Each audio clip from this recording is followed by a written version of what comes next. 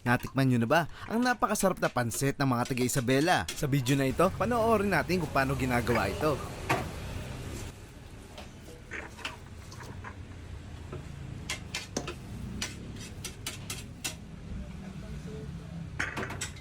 Tapos take out na.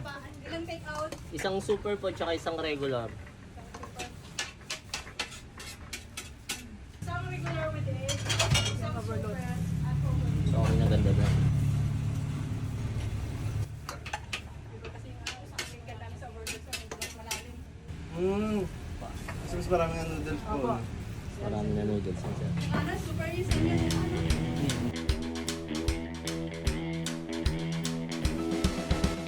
Iconic at authentic. Ang kainan na ito since 2001 pa. Sobrang sikat ito dito. Oras-oras, hindi nauubusan ng tao. Pansit Kabaga na matatagpuan sa 875 Lumen Street Extension, Sampaloc, Manila. Nagbubukas sila 9 AM ng umaga hanggang 9 PM, Lunes hanggang Linggo. Pero sarado sila tuwing Wednesday. Pag natikman mo ang pansit ito, hahanap-hanapin mo daw, pangako nila sa'yo. Sa dami ba naman ng toppings na nilalagay nila dito, gaya ng malalaking atay na sobrang bagay sa lasa ng pansit at bagnet na sobrang lutong.